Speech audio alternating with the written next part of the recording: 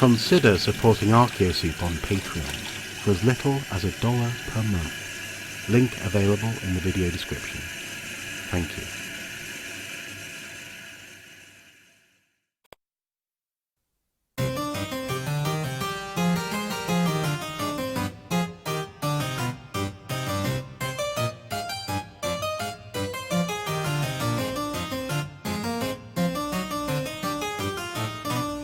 Hello and welcome back to another book review. In this series I not only review books but I also do literary analysis, readings and riddles, sharing my delight in the written word from many hundreds or indeed thousands of years ago. And at this moment I feel compelled to share with you some of my favourite stories from my childhood growing up in Wales. Not only are these stories ancient and therefore qualify for this series, but also they're like a nice warm blanket or indeed a bowl of soup in these uncertain and strange days of 2020. Archaeosoup. This is arguably the richest of the soups in that sense.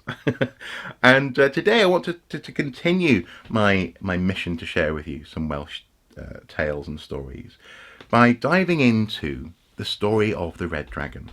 Ddraig Goch, the dragon of Wales that features most prominently on the Welsh flag. And this is inevitably something that children ask grown-ups growing up in Wales. Where does the dragon come from? Who is the dragon? Now, one of my favourite, I suppose, attached stories to the dragon is that his name, or indeed her name, is Idris. But Idris is a name that's later attached to the dragon. In the original stories, it is simply the Red Dragon. And today I'm going to tell you the story that I heard least growing up from adults, in so much as grown-ups would share with me a story coming from South Wales and the Cambrian Mountains. But this one comes from Snowdonia, much closer to my home. And crucially, this story was written down before that other story was written down. So the other one was actually a prequel, as it were, written later to add an origin to where these dragons came from. This is the story of the Red Dragon and Merlin. Yes, that Merlin. And it comes from Historia Britonum, the history of the Britons, supposedly an indigenous British history, written down originally around 828 AD, and the copies that currently survive date to just after, at some point after the 11th century, so after the Normans have arrived in Britain.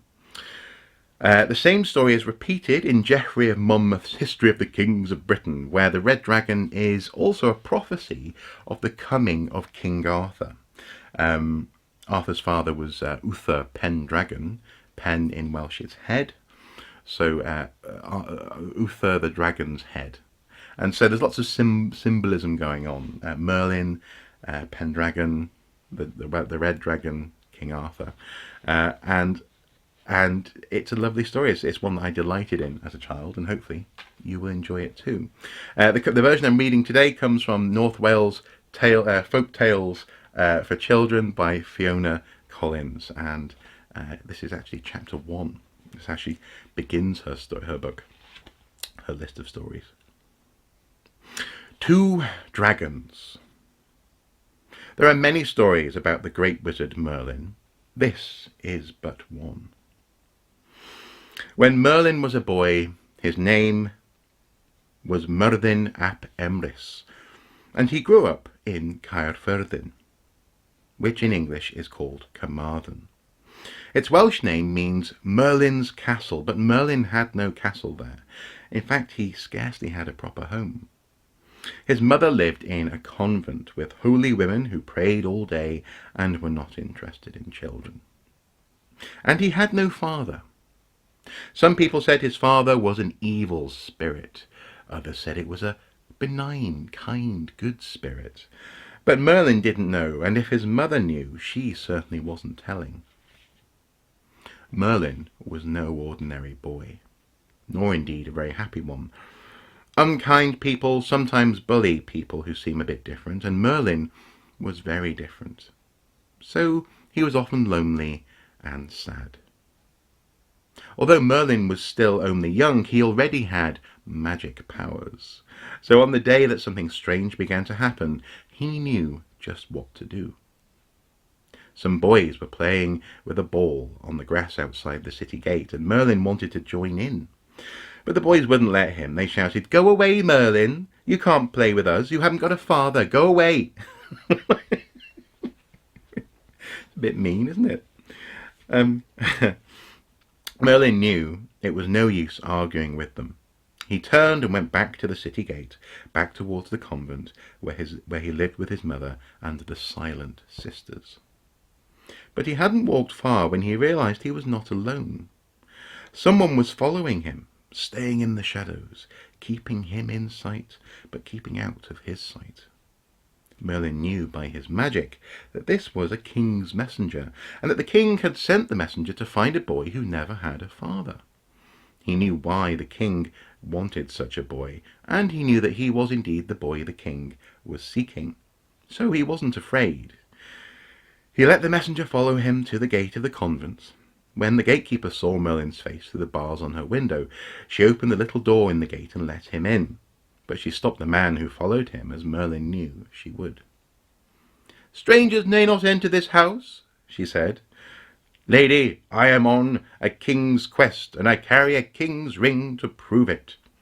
The messenger held up his ring with a large jewel set in it and showed it to the gatekeeper through the bars on the window. "I have been sent to find a certain boy, and I believe that the boy who just went in this door is the one I am looking for." The old woman looked at the ring for a long time, slowly, as though she did not really want to. She opened the little door just wide enough for the messenger to squeeze inside. "Wait here, please," she said. "I will fetch the people you need to speak to." Merlin did not hear the conversation that followed, but he knew how it would end. The nuns and his mother agreed that the boy should go to the king waiting in the mountains of Snowdonia. And sure enough, when the messenger rode out of the city and turned north, Merlin was sitting behind him on the great horse's back. They rode through Wales until they came to the high mountains of Snowdonia, which in Welsh is called the Place of Eagles, Ur-Eri. The king was standing at the top of a hill.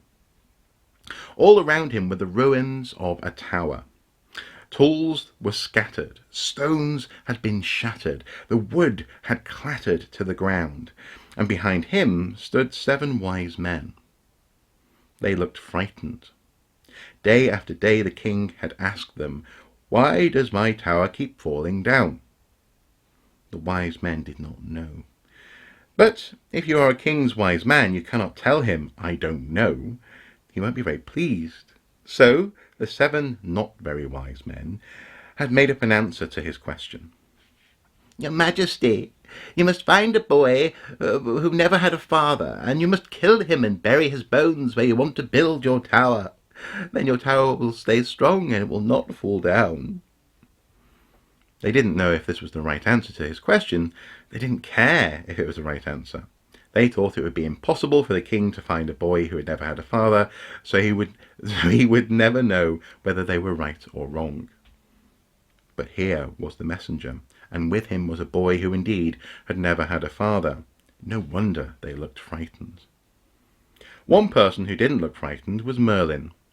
He walked right up to the king and looked straight at him, and then he said, "Your Majesty, I know why you have brought me here. But if you kill me and bury my bones, you will never find out why your tower keeps falling down. Ask your wise men what's under the ground here, and if they do not know, ask me, because I do." So the king turned to his wise men and asked them, "What is under the ground here?" They looked at the king, they looked at each other, they looked at the ground. They didn't know the answer, so they tried to guess.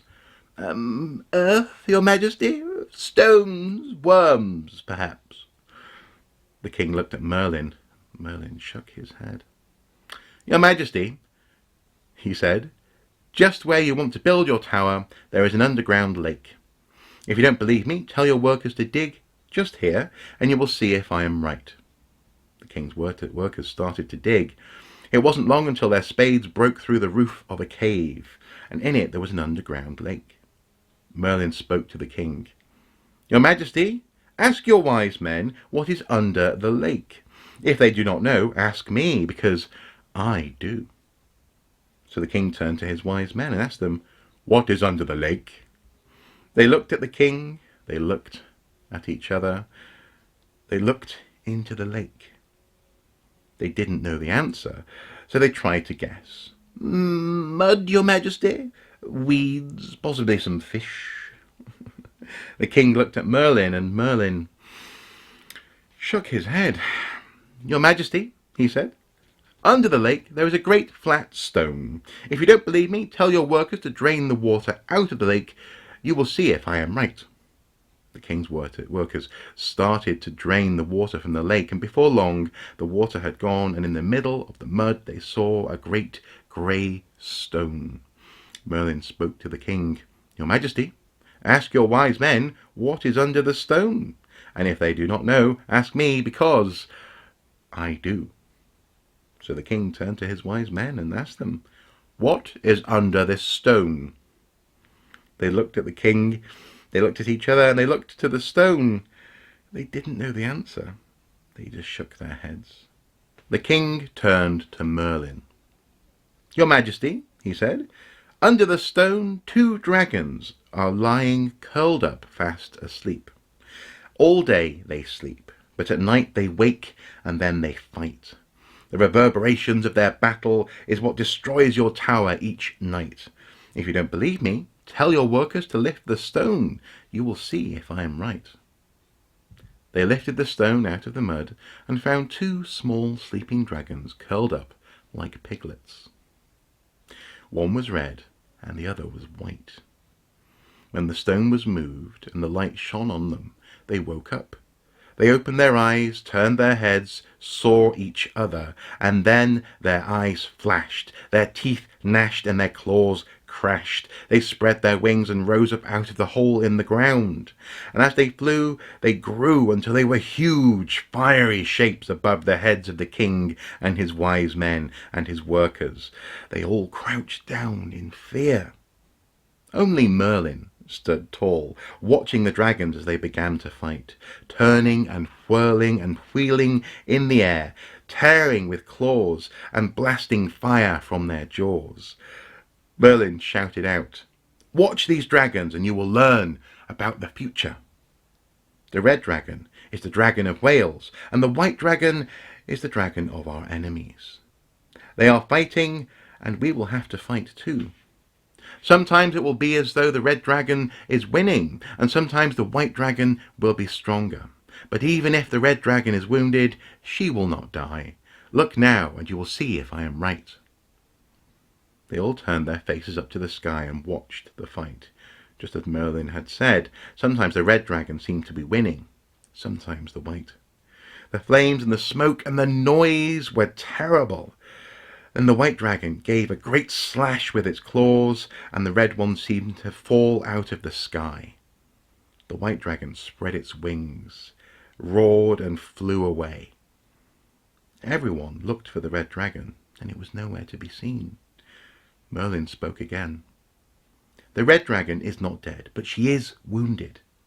She is the dragon of this land, and now she needs to rest and grow strong again. Then, when Wales really needs her, she will fly out and defend the land. It is not going to be in my lifetime, nor in yours, your majesty, but when she is needed, she will be there." Everyone stared at Merlin, and then at the hole in the ground where the dragons had slept for so long. "Now you can build your tower," said Merlin. "Nothing will disturb it." Without waiting for a reply, he turned and went away down the hill. Merlin's red dragon is the dragon that we see on the flag of Wales. If you climb to the top of the hill where the 2 dragons slept, you will see a pool and the ruins of a tower. The hill is called Dinas Emrys. Dinas Emrys is one of those places where the real world and the world of stories meet. In English, its name means Emrys's fortress, or maybe Emrys's castle. Who was Emrys? Go back to the beginning of this story and you will be reminded. And the names of places can remind us of stories that happened there long, long ago. Of course, if we go back to the beginning of the story, Merlin's full name was Merlin ap Emrys, Merlin, son of Emrys. So perhaps the boy had a memory of this place, or secret knowledge that had been gifted by his father, who or whatever his father may be. And there we have it, the story of, well, actually, in the original versions of the story, the king who wants to build on that spot is Vortigern from the Arthur legends. So it's all setting up what will come next in the Arthurian stories, and that was one of my favourites, absolute favourites ever growing up as a child. Now, of course, this version was not published when I was a child, but I think this is an excellent version of that story. And I particularly like the way that Merlin and his powers set him as different. You know, they set him apart from his friends, or would-be friends, the boys who are playing football or whatever outside the city gates.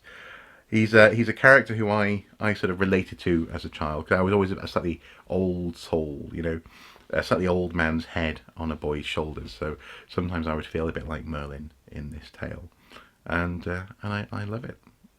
And it's also interesting as well, because this thing of the battle between the red dragon and the white dragon is something that lots of grown-ups in Wales vaguely know about. So they'll have heard versions of this story, and they'll know that it's about essentially the Welsh people versus the Saxons. The white dragon was the incoming Saxon people, and Saesneg, the English language, and stuff that would lead to things like the King Offa's Dyke and whatever, and the struggle between people who had been living there for a long time and people who were moving in that sort of post-Roman world. So the red dragon loses to the white dragon, but the red dragon is imbued with hope for hopefully a resurgence, and King Arthur and so on and so forth, being a native, as it were, native Welsh, native Brythonic British lineage of kings and rulers and righteous claim to the crown, to the throne, so on and so forth. So it's got all that stuff going on. But I just love the imagery, the two dragons fighting in the sky. And actually in the next tale that I'll share with you, the prequel that was written, their battle is truly hideous. It has some horrible implications. So there's a reason that they were put underneath the lake in Snowdonia. And we will learn about that next time. Thank you very much for listening. Hopefully you've enjoyed this tale. Take care, look after yourself in these strange days. And as ever, until next time, do take care. Bye-bye.